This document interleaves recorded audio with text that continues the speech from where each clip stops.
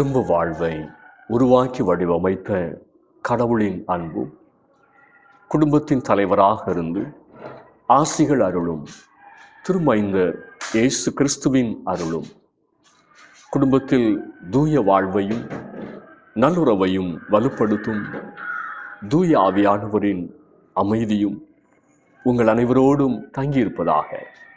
கடவுளை நாம் தொழுவோம்.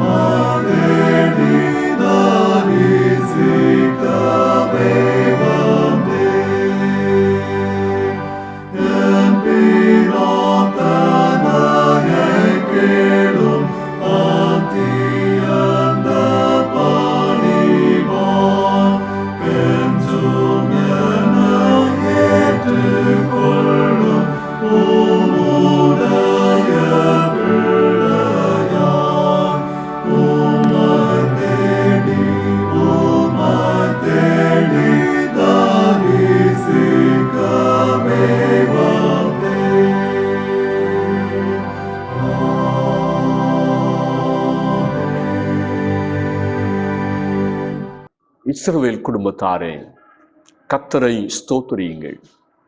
ஆரோன் குடும்பத்தாரே, கர்த்தரை ஸ்தோத்திரியுங்கள். வாலிபரே, கன்னிகைகளே, முதிர் வயதுள்ளவர்களே, பிள்ளைகளே, கர்த்தரை துதியுங்கள். ஜெபம் செய்வோம். சமாதானத்தின் கடவுளே, அன்பும் ஆதரவும் நிறைந்த அடைக்கல இல்லமாகவும் அமைதி பூங்காவாகவும் குடும்பம் என்கிற மாபெரும் பரிசை எங்களுக்கு தந்ததற்காக உம்மை போற்றுகிறோம். இந்த நாளை குடும்ப ஞாயிறாக ஆசரித்து பிரிவினைகளும் போட்டிகளும் கருத்து வேறுபாடுகளும் இல்லாத கிறிஸ்தவ குடும்பத்தை கட்டி எழுப்புகிற உணர்வையும் உற்சாகத்தையும் தந்தருளும். ஆராதனையில் பங்கு பெறும் அனைவரையும் ஆசிர்வதியும். அன்பினால் இணைக்கப்பட்டவர்களாய் ஒருவருக்கொருவர் உதவியாக இருக்கவும், கிறிஸ்துவில் ஒரே குடும்பமாக சாட்சி பகரவும் அருள் தாரும். இந்த தூய தொழுகை உயிரோட்டம் உள்ளதாகவும் கர்த்தருடைய உள்ளத்தை சந்தோஷப்படுத்துவதாகவும் அமைய அருள் தாரும்.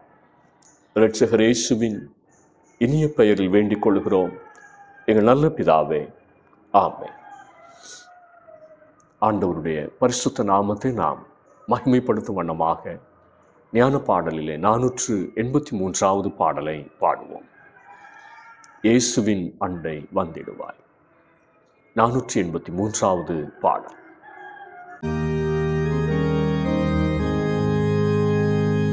இயேசுவின் அண்டை வந்திடுவாய், தாமதமின்றி தீவிரமாய் அன்போடு நின்று மாமுகமாய் வா என்றழைக்கிறார்.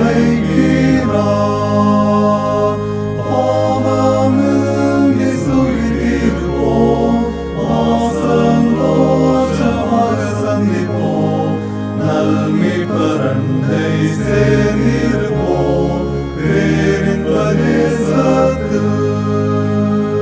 பாலரை வாரும் தாராளமாய் என்று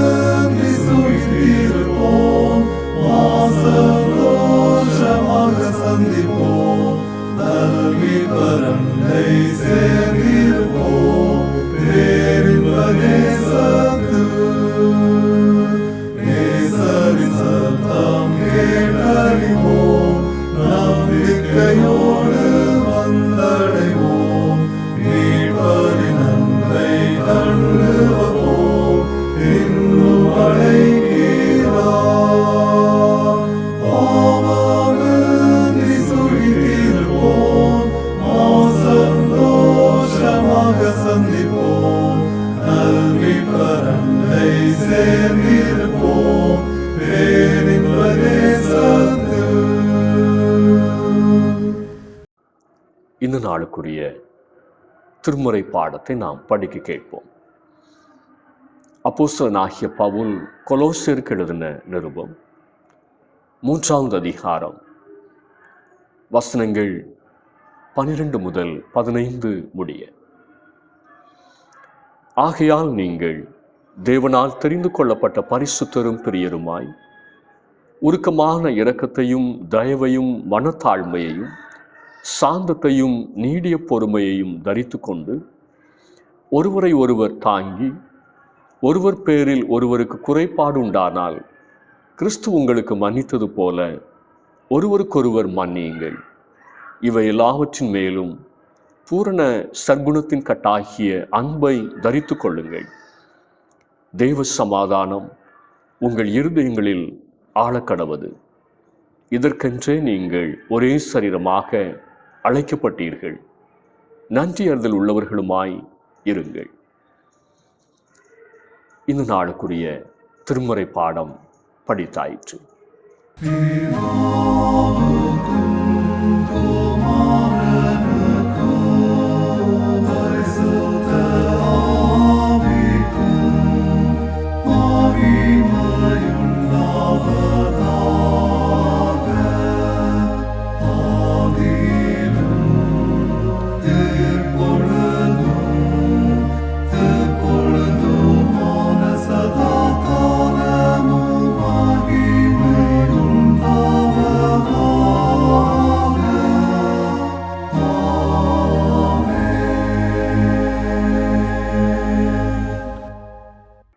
ஆண்டவருடைய அருள் வார்த்தைகளை கேட்க நாம் ஆயத்தப்படும் வண்ணமாக என் மெய்ப்பராய் இயேசு இருக்கின்ற பொழுது என்கிற பாடலை உற்சாகமாய் பாடுவோம்.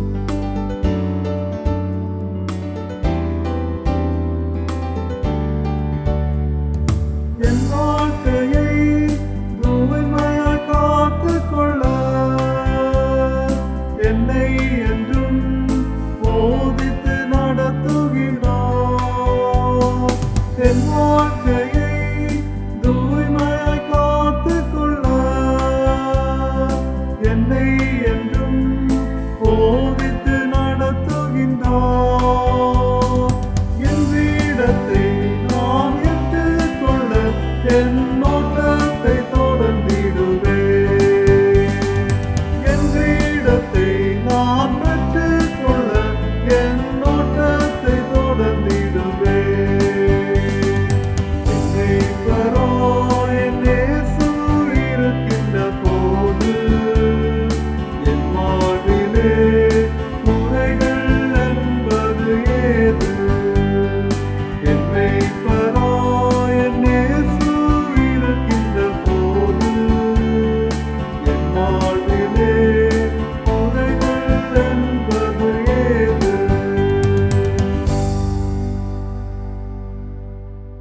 ஆசீர்வாதமான இந்த நாளுக்காக ஆண்டவரை ஸ்தோத்திரிப்போம். கர்த்தர் நம்மை ஆசீர்வதிப்பாராக. தியானத்திற்காக தெரிந்து கொண்ட திருமறை வசனம் கொலோசேயர் 3வது அதிகாரம் 13வது வசனம். ஒருவரை ஒருவர் தாங்கி ஒருவர் பேரில் ஒருவருக்கு குறைபாடு உண்டானால் கிறிஸ்து உங்களுக்கு மன்னித்தது போல ஒருவருக்கொருவர் மன்னியுங்கள். தென்னிந்திய திருச்சபையாக வருடத்தின் நிறைவான ஞாயிறு ஆராதனையை குடும்ப பெருவிழாவாக சிறப்பிக்கிறோம். காரணம், நல்ல குடும்பங்களால் தான் ஒரு நல்ல திருச்சபையை, ஒரு நல்ல சமுதாயத்தை உருவாக்க முடியும். இன்று குடும்ப அமைப்பு, தனி குடும்பம், கூட்டு குடும்பம், விரிந்த குடும்பம், ஒற்றை பெற்றோர் குடும்பம், மாற்றான் தாய் மாற்றான் தந்தை குடும்பம், ஸ்டெப் ஃபேமிலி, குழந்தைகள் இல்லாத குடும்பம், childless family, grand parents family, தாத்தா பாட்டியிடம் பிள்ளைகள் வளர்கின்ற குடும்பம். இப்படி பல வகையாக பெருகி இருக்கிறது. பரலோகத்தின் தேவன் விரும்புவது குடும்பம் ஓர் அமைதி பூங்காவாக திகழ வேண்டும். தெய்வீக நோக்கத்தை நிறைவேற்றும்படி ஒருவருக்கொருவர் ஆசீர்வாதமாகவும் சமாதானமாகவும் இருக்க வேண்டும். ஆனால் மனுக்குலத்தின் எதிரியாகிய சாத்தான் விரும்புவது குடும்பம் ஒரு வன்முறை களமாக இருக்க வேண்டும், சண்டையும் சச்சரவுமாக இருக்க வேண்டும். கர்த்தர் விரும்புவது குடும்பம் தெய்வீக சாயலை வெளிப்படுத்த வேண்டும். ஆனால் மனுக்குலத்தின் எதிரியாகிய சாத்தான் விரும்புவது தெய்வீக சாயலற்ற குடும்ப அமைப்பு உருவாக வேண்டும். தெரிந்தெடுத்த குடும்பம், சோசன் ஃபேமிலி என்று கவர்ச்சியான பெயர் கொடுக்கப்பட்டிருக்கிற நண்பர்கள், ஆணும் ஆணும் பெண்ணும் பெண்ணும் ஒரு குடும்பமாக இணைந்து வாழுகிற ஒரு அமைப்பு, LGBTQ என்ற சோதோம் கொமோராவினுடைய குடும்ப அமைப்பு இன்று பெருகி வருகிறது. நானும் நீங்களும் தெய்வீக சாயலான குடும்பத்தை, அமைதி பூங்காவான குடும்பத்தை கட்டி எழுப்ப அழைக்கப்பட்டிருக்கிறோம். இன்று நாம் தியானத்திற்காக தரப்பட்டிருக்கிற தலைப்பு குடும்பம் வன்முறையில்லா வாழ்விடம், family sanctuary of non violence. முதலாவதாக வேதம் சொல்லுகிறது, மறுரூப பார்வை உண்டாகட்டும். கொலோசையர் 3:12. ஆகையால் நீங்கள் தேவனால் தெரிந்து கொள்ளப்பட்ட பரிசுத்தரும் பிரியருமாய். நாம் நம்மை பார்க்கிற பார்வையிலும் பிறரை பார்க்கிற பார்வையிலும் ஒரு மறுரூபம் வேண்டும். குடும்பத்தில் உள்ள ஒவ்வொருவரும் நாங்கள் தேவனால் தெரிந்து கொள்ளப்பட்டவர்கள், இந்த பார்வை உடையவர்களாக இருக்க வேண்டும். தேவன் எதற்காக தெரிந்தெடுத்திருக்கிறார்? பரிசுத்தமாய் வாழ, தேவனுக்கு பிரியமாய் வாழ தெரிந்தெடுத்திருக்கிறார் என்ற பார்வை வேண்டும். அது வசதி வாய்ப்புகள் அற்ற குடும்பமாக இருக்கலாம், வசதி வாய்ப்புகள் நிறைந்த குடும்பமாக இருக்கலாம். கர்த்தர் எங்களை இந்த குடும்பத்தில் அவரது நோக்கத்திற்காக, அவரது திட்டத்திற்காக வைத்திருக்கிறார் என்ற ஒரு மறுரூப பார்வை நமக்கு வேண்டும். அதுபோல குடும்ப அங்கத்தினர்களையும் தேவனால் தெரிந்து கொள்ளப்பட்டவர்கள், தேவனால் நமக்கு தரப்பட்டவர்கள் என்ற பார்வை நமக்கு வேண்டும். தேவனால் நமக்கு தரப்பட்ட குடும்ப அங்கத்தினர்களின் சுவாபங்கள் வேறுபட்டதாக, நாம் விரும்பாததாக, ஒத்து வராததாக கூட இருக்கலாம். தேவன் அவர்களையும் ஒரு நோக்கத்தோடும் திட்டத்தோடும் குடும்பத்தில் வைத்திருக்கிறார் என்று அவர்களையும் ஏற்றுக்கொள்ளக்கூடிய ஒரு மறுரூப பார்வை நமக்கு வேண்டும். கொலோசையர் 3:15 படி ஒரே சரீரமாக அழைக்கப்பட்டவர்கள் என்ற உணர்வு நமக்கு வேண்டும். எனவே ஒருவரும் வெறுக்கப்பட வேண்டியவர்களோ ஒதுக்கி வைக்கப்பட வேண்டியவர்களோ அல்ல. இணைந்து ஒரே சரீரமாக செயல்பட வேண்டியவர்கள். ஆதியாகமம் 50:20 யோசேப்பு தன் சகோதரர்களை பார்த்து சொல்லுகிறார், நீங்கள் எனக்கு தீமை செய்ய நினைத்தீர்கள், தேவனோ இப்பொழுது நடந்து வருகிறபடியே வெகு ஜனங்களை உயிரோடே காக்கும்படிக்கு அதை நன்மையாக முடிய பண்ணினார். யோசேப்பு என்ற தேவ மனிதனுக்குள் ஒரு மறுரூப பார்வை இருந்தபடியால் யாக்கோபின் பிள்ளைகளாகிய அவர்கள் குடும்பம் எகிப்து தேசத்தில் ஓர் அமைதி பூங்காவாக திகழ்ந்தது.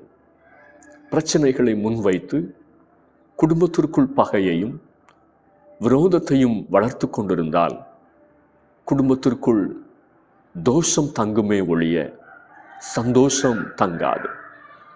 மறுரூப பார்வை குடும்பத்தை அமைதி பூங்காவாக மாற்றும். இரண்டாவதாக, மனம் திறந்த உரையாடல் தொடரட்டும். மனம் திறந்த உரையாடல் தொடரட்டும். கொலோசையர் 3:16 பிந்திய பகுதி, சங்கீதங்களினாலும் கீர்த்தனைகளினாலும் ஞான பாட்டுகளினாலும் ஒருவருக்கொருவர் போதித்து புத்தி சொல்லி. குடும்ப அங்கத்தினர்களுக்குள் மனம் திறந்த உரையாடல் இருக்கும்போது குடும்பம் அமைதி பூங்காவாக திகழும். குடும்பத்திற்குள் வாயாடியாக இருந்தாலும் பிரச்சனைகள் வரும், மௌன சாமியாராக இருந்தாலும் பிரச்சனைகள் வரும். மனம் திறந்த உரையாடல் குடும்பத்திற்குள் தேவை. எபேசியர் 5:4 சொல்லுகிறபடி வம்பும் புத்தியினமான பேச்சும் பரிகாசமும் தகாதவைகள். தகாத பேச்சுகள், தரமற்ற பேச்சுகள் அநேக குடும்பங்களின் அமைதியை கெடுத்து போட்டுள்ளது. கொலோசையர் 3:16 சொல்கிறபடி கிறிஸ்துவின் வசனம் நமக்குள் சகல ஞானத்தோடும் பரிபூர்ணமாக வாசமாயிருந்தால்தான் நம் உரையாடல்கள் பக்தி விருத்தியை உண்டாக்குகிறதாக, பிறரை விசுவாசத்தில் கட்டி எழுப்புகிறதாக, சோர்ந்து போனவர்களை உற்சாகப்படுத்துகிறதாக, திடனற்றவர்களை தேற்றுவதாக அமையும். வேத வசனம் நமக்குள் இல்லை என்றால் வீம்பும் விசனமும் வில்லத்தனமும் நம்முடைய பேச்சிலே வெளிப்படும். ஒரு நாளில் தனக்கு தீங்கு செய்த, துரோகம் செய்த தன் சகோதரர்களோடு யோசேப்பு எப்படி பேசினார், எப்படி உரையாடினார்? ஆதியாகமம் 50:21 ஆதலால் பயப்படாதிருங்கள், நான் உங்களையும் உங்கள் குழந்தைகளையும் பராமரிப்பேன் என்று அவர்களுக்கு ஆறுதல் சொல்லி அவர்களோடே பட்சமாய் பேசினான். பட்சமான பேச்சினால், பாசமான அணுகுமுறையால் யோசேப்பின் குடும்பம் ஒரு முன்மாதிரி குடும்பமாக அமைதி பூங்காவாக திகழ்ந்தது. பிறரோடு பட்சமாய் பேசுவோம், அக்கறையோடு பேசுவோம், ஆறுதலாய் பேசுவோம். தவறு செய்த, துன்மார்க்கமாய் வாழ்ந்த, திருந்தி வாழ விரும்பி திரும்பி வந்த இளைய மகனோடு தகப்பன் பட்சமாய் பேசினார். மனம் திறந்து பேசினார். மனம் கசந்து ஒரு வார்த்தை கூட அவர் பேசவில்லை. லூக்கா 15வது அதிகாரம் 24வது வசனம். இன்று நாம் குடும்ப அங்கத்தினருடைய மனம் நோக பேசுகிறோமா, அல்லது மனம் திறந்து பட்சமாக பேசுகிறோமா? கடைசியாக மன்னிப்பு மலரட்டும். கொலோசையர் 3:13. ஒருவரை ஒருவர் தாங்கி ஒருவர் பேரில் ஒருவருக்கு குறைபாடு உண்டானால் கிறிஸ்து உங்களுக்கு மன்னித்தது போல ஒருவருக்கொருவர் மன்னியுங்கள். பவுல் கொலோசே திருச்சபையாருக்கு எழுதும்போது ஒருவரை ஒருவர் தாங்குங்கள் என்று குறிப்பிடுகிறார். ஒருவரை ஒருவர் தாக்குங்கள். இது பெரும்பாலான இன்றைய குடும்பங்களிலும் திருச்சபைகளிலும் காணப்படுகிற ஒரு மனநிலை. குடும்பம், திருச்சபை அமைதி பூங்காவாக திகழ மன்னிப்பு மலர வேண்டும். யோசேப்பின் சகோதரர்கள் தாங்கள் செய்த துரோகத்தையும் பாதகத்தையும் 37 வருடங்களுக்கு பிறகு உணர்ந்தார்கள். சம்பவம் நடந்து எத்தனையோ வருடங்கள் கடந்து போயிருந்தாலும் யோசேப்பை பார்க்கும் பொழுதெல்லாம் சொந்த சகோதரனுக்கு செய்த துரோகம் அவர்கள் உள்ளத்தை உறுத்தி கொண்டே இருந்தது. 20 வருடங்களுக்கு முன்பே அவர்களுக்கு தாங்கள் செய்த தவறை குறித்த ஒரு உறுத்துதல் வந்தது. ஆதியாகமம் 42வது அதிகாரம் 21 முதல் 22 நாம் இதை படிக்கிறோம். ஆனால் அதை பற்றி தங்கள் தந்தையிடம் சொல்லி அவர்கள் மன்னிப்பு கேட்கவில்லை. யோசேப்பை அவர்கள் தங்கள் சகோதரன் என்று அறிந்து கொண்ட பின்பும் அவனிடத்திலே மன்னிப்பு கேட்கவில்லை. மன்னிப்பு கேட்டு ஒப்புரவாகாத வரை அவர்களுக்குள் குற்ற உணர்வும் உறுத்துதலும் அமைதியற்ற நிலையும் பயமும் இருந்து கொண்டே இருந்தது. இப்பொழுது 37 வருடங்களுக்கு பிறகு யோசேப்பிடம் மன்னிப்பு கேட்டு அவனுடைய சகோதரர்கள் ஒப்புரவானார்கள். அதன் பிறகுதான் அவர்கள் உள்ளத்தில் இருந்த உறுத்துதல், குற்ற உணர்வு, பயம், அமைதியற்ற நிலை மாறியது. மன்னிப்பு மலரும் போது நம் உள்ளங்களில் அமைதி உண்டாகும். உறவுகளில் நல்ல ஒரு அன்பின் நெருக்கம் உண்டாகும். நம் இல்லங்கள் அமைதி பூங்காவாக மாறும். மன்னிப்பு கேட்க ஒப்புரவாக மனமற்று மரண தருவாயில் உறுத்துதலோடு குற்ற உணர்வோடு மரித்து போனவர்கள் ஏராளம். தன்னிடம் கொடூரமானவர்களாக நடந்து கொண்ட விரோதிகளைப் போல ஈவிரக்கமின்றி செயல்பட்ட தன் சகோதரர்களை யோசேப்பு மன்னித்தார். தாறுமாறாக வாழ்ந்த, இஷ்டப்படி நடந்த, தகப்பன் உள்ளத்தை துக்கப்படுத்திய இளைய மகனை தகப்பன் மனதார மன்னித்தார். தவறு செய்வது மனித இயல்பு. தவறு செய்கிற பொழுது மன்னிப்பு கேட்க நாம் தயங்கக்கூடாது. மன்னிப்பு கொடுக்கவும் நாம் தயங்கக்கூடாது. மன்னிப்பு குடும்பத்தை அமைதி பூங்காவாக மாற்றும். ஒருவர் பேரில் ஒருவருக்கு குறைபாடு உண்டானால் குறையை பார்த்து கொண்டிராதீர்கள், கிறிஸ்துவை பாருங்கள். கிறிஸ்து உங்களுக்கு மன்னித்தது போல ஒருவருக்கொருவர் மன்னியுங்கள் என்று பவுல் எழுதுகிறார். மன்னிப்பினால் குடும்பங்களை அமைதி பூங்காவாக மாற்றுவோம். தேவனுடைய ஜனங்களாகிய நம் ஒவ்வொருவருக்குள்ளும் மறுரூப பார்வை உண்டாகட்டும். மனம் திறந்த உரையாடல் தொடரட்டும். மன்னிப்பு மலரட்டும். குடும்பங்கள் அமைதி பூங்காவாக மாறும்போது திருச்சபை அமைதி பூங்காவாக மாறும். ஆண்டவர் இந்த வார்த்தைகளால் நம் ஒவ்வொருவரையும் ஆசீர்வதிப்பாராக. ஆமென். ஆராதனைக்கு நிறைவு பாடலாக ஞான பாடலிலே 296வது பாடலை பாடுவோம். அன்புருவாம் எம் ஆண்டவா. 296வது ஞான பாடல்.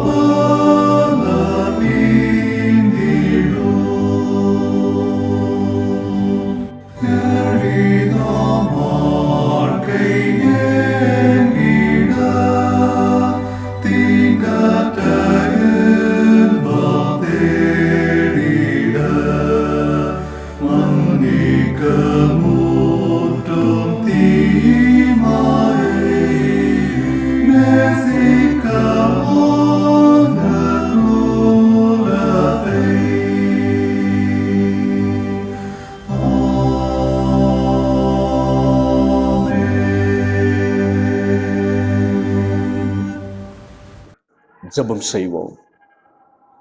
எங்கள் அன்பின் பரலோக பிதாவே, இந்த ஆசீர்வாதமான வேளைக்காக நாங்கள் உம்மை ஸ்தோத்திரிக்கிறோம். ஆதியிலே குடும்பம் என்கிற அமைப்பை ஏற்படுத்தி குடும்பத்தை ஆசீர்வதித்த கர்த்தர், குடும்ப உறவுகளுக்குள்ளாக அன்பையும் பாசத்தையும் தந்து குடும்பங்களை உயிரோட்டம் உள்ளதாக பரலோகத்தினுடைய சாயலை வெளிப்படுத்துகிறதாக நீ தந்த நல்ல கிருபைகளுக்காக உம்மை துதிக்கிறோம். ஆண்டவர் விரும்புகிற அமைதி பூங்காவாக ஒவ்வொரு குடும்பங்களும் திகழ கர்த்தர் உதவி செய்வீராக. குடும்பங்களுக்குள்ளாக நல்ல ஒரு புரிந்து கொள்ளுதல், அன்பு, விட்டு கொடுத்தல், ஒருவரை ஒருவர் ஏற்றுக்கொள்ளுகின்ற அனுபவங்கள், மன்னித்தல் போன்ற நல்ல காரியங்கள் பெருகத்தக்கதாய் கர்த்தர் உதவி செய்வீராக. இது நிமித்தம் ஒவ்வொரு குடும்பங்களும் இறை சாயலை வெளிப்படுத்துவதற்கு கர்த்தர் தயவு பாராட்ட ஜெபிக்கிறோம்.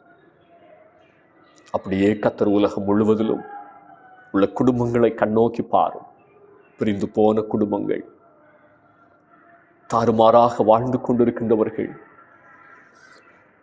தெய்வீக சாயலை இழந்து போன குடும்பங்கள், ஒவ்வொரு குடும்பங்களும் மறுபடியுமாய் ஆண்டவருடைய அன்பிற்குள்ளாக வர கர்த்தர் உதவி செய்ய நாங்கள் ஜெபிக்கின்றோம். இந்த வருஷத்தினுடைய நிறைவு சமாதானமாக நன்மையாக அமைந்திருக்க கர்த்தர் தயவு பாராட்டி இருக்கிறேன். ஒவ்வொருடைய வாழ்க்கையிலும் எதிர்நோக்கி இருக்கிறதான புதிய வருஷத்தினுடைய எதிர்பார்ப்புகள் நிறைவேறத்தக்கதாய் கர்த்தர் ஆசீர்வதிக்க ஜெபிக்கிறோம். உலகத்தினுடைய ஒவ்வொரு தேசங்களிலும் அமைதியான சூழ்நிலைமைகளை கர்த்தர் அருளி செய்வீராக. யுத்தங்களின் சப்தங்கள் ஓய்ந்து அமைதி பெருகத்தக்கதாய் கர்த்தர் தயவு பாராட்ட ஜெபிக்கிறோம். பொருளாதாரத்திலே பின்தங்கி இருக்கிற தேசங்களிலே ஒரு முன்னேற்றமும் வளர்ச்சியும் உண்டாக கர்த்தர் உதவி செய்வீராக. எங்களுடைய இந்த தேசத்திலும் ஆளுகை செய்கிற தலைவர்களும் ஆட்சியாளர்களும் நேர்மையோடு தங்களுடைய பணிவிடையை நிறைவேற்ற கர்த்தர் தயவு பாராட்டி ஜெபிக்கிறோம். சென்று போன கிறிஸ்து பிறப்பு பண்டிகை காலங்களிலும் தேசத்தினுடைய பல பகுதிகளிலே தேவனுடைய பிள்ளைகள் பல விதங்களிலே துன்புறுத்தப்பட்டதை நாங்கள் கேள்விப்படுகிறோம். ஆராதனைகள் தடை செய்யப்பட்டதையும் நாங்கள் கேள்விப்படுகிறோம். இப்படிப்பட்டதான எல்லா பயமுறுத்தல்களின் மத்தியிலும் திருச்சபையானது விசுவாசத்திலே நிலைத்து நிற்கத்தக்கதாக கர்த்தர் கிருபை பாராட்டோமை நோக்கி நாங்கள் ஜெபிக்கிறோம். வருகிற நாட்களிலும் நாங்கள் எதிர்கொள்ளவிருக்கிற எல்லா விதமான பேராபத்துக்கள், சந்திக்கவிருக்கிற சவால்கள் எல்லாவற்றின் மத்தியிலும் கிறிஸ்துவுக்காக நிற்கத்தக்கதாய் பலப்படுத்தோமை நோக்கி நாங்கள் ஜெபிக்கிறோம். எங்களுக்கு தந்த பேராயத்திற்காக நாங்கள் ஜெபிக்கிறோம். மிஷனரிகளுடைய தரிசனத்தோடு தொடர்ந்து முன்னோக்கி செல்ல கர்த்தர் கிருபை பாராட்ட ஜெபிக்கிறோம். எங்களுடைய திருச்சபையினுடைய நல்ல பணிவிடைகளையும் கர்த்தர் பொறுப்படுத்திக் கொள்ளும். தூர இடங்களிலிருந்தும் வெளிநாடுகளிலிருந்தும் ஊர் வந்திருக்கிற குடும்பத்தின் பிள்ளைகளை கர்த்தர் நினைந்தருளும், ஆசீர்வதியும். ஊர் வர முடியவில்லை என்கிற ஏக்கத்தோடு இருக்கிற தம்முடைய பிள்ளைகளோடும் உம்முடைய கிருபை தங்கி இருக்கட்டும். இருக்கிற இடத்துல ஆண்டவருக்கு என்று நிற்க சாட்சி பகர ஏற்ற நாட்களிலே விடுமுறைக்கு ஊர் வருகிற பொழுது ஆண்டவருக்குள்ளாய் சந்தோஷப்பட கர்த்தர் கிருபை பாராட்ட நாங்கள் ஜெபிக்கிறோம். திருச்சபையினுடைய வளர்ச்சி பணிகளை கர்த்தர் பொறுப்படுத்திக் கொள்ளும். ஆலயத்தினுடைய கட்டுமான பணிகளுடைய எல்லா தேவைகளும் சந்திக்கப்படட்டும். ஆண்டவருடைய சித்தம் நிறைவேறட்டும் என்று சொல்லி ஜெபிக்கிறோம். தேவை உள்ளவர்களை கர்த்தர் கண்ணோக்கி பாரும். குடும்பங்களினுடைய தேவைகளை சந்தித்து நல்ல வேலை வாய்ப்புகளை தந்து கர்த்தர் ஆசீர்வதிக்க ஜெபிக்கிறோம். படிக்கிற தம்முடைய பிள்ளைகளையும் ஞானத்தினால் நிரப்பி எதிர்காலங்களை ஆசீர்வதிக்க ஜெபிக்கிறோம். வியாதி படுக்கையில் இருக்கிறவர்கள், பலவீன நிலைமையில் இருக்கிறவர்கள் ஒவ்வொருவரையும் கர்த்தர் பலப்படுத்தும்.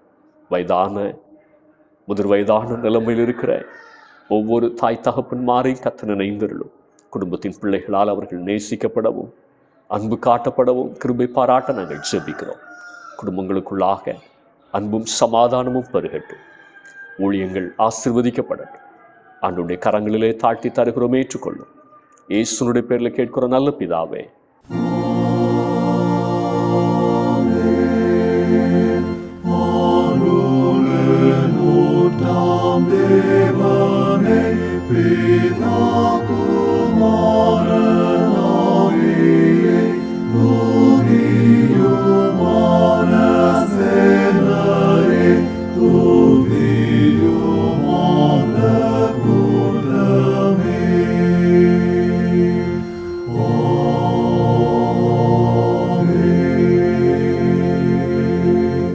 நம்முடைய ஆண்டவராகிய இயேசு கிறிஸ்துவின் கிருபையும் பிதாவாகிய தேவனுடைய அன்பும் பரிசுத்த ஆவியானுடைய ஐக்கியமும் சிநேகமும் நம் அனைவரோடும் இன்றும் இன்னும் சதா காலங்களிலும் நிறைவாய் தங்கியிருப்பதாக.